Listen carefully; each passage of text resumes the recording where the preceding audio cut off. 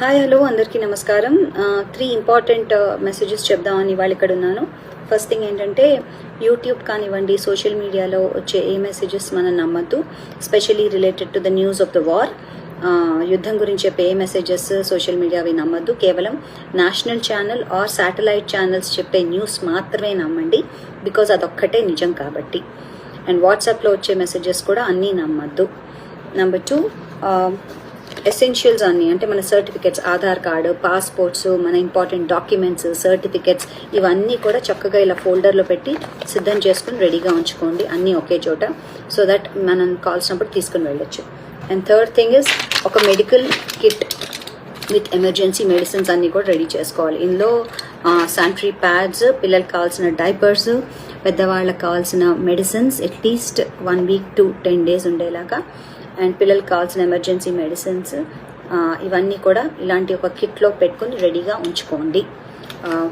ఇవి కాకుండా next thing, ఒక బ్యాగ్లో మనం ఏం చేయాలంటే బేసిక్స్ అంటారు.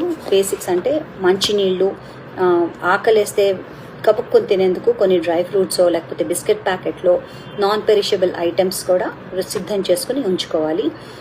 వీటితో పాటు టూత్ బ్రష్, పేస్ట్, సోపులు, అండ్ కావాల్సిన ఎసెన్షియల్ ఐటమ్స్ అన్నీ, ఒక టవలు, ఒక బెడ్షీటు, 2 pairs ఆఫ్ క్లోత్స్, పిల్లలకి పెద్దవాళ్ళకి ఎవరిది వాళ్ళది బ్యాగ్ ఇలా సర్దేసి ఉంచుకోవాలి.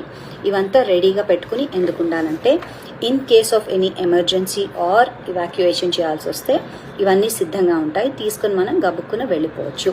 వీటితో పాటు phones, phone chargers, power banks, torch light, ఇవన్నీ కూడా సిద్ధం చేసుకోవాలి. ఏంటి ఇప్పుడు ఇవన్నీ చెప్తున్నారు, ఏమైనా యుద్ధం వచ్చేస్తుంది కదా, ఇప్పుడు యుద్ధం వల్ల మనకేమైనా అవుతుందా, అక్కడెక్కడో పాకిస్తాన్లో కదా జరుగుతుంది, నార్త్లో ఇక్కడే ఉండదు అంటే తప్పు అది. ఎందుకంటే రడార్స్ అండ్ మిజైల్స్ ఉన్న ఈ జమానాలో ఎప్పుడైనా ఎక్కడైనా ఏదైనా అవ్వచ్చు. సో మనందరం కూడా సిద్ధంగా ఉండాలి.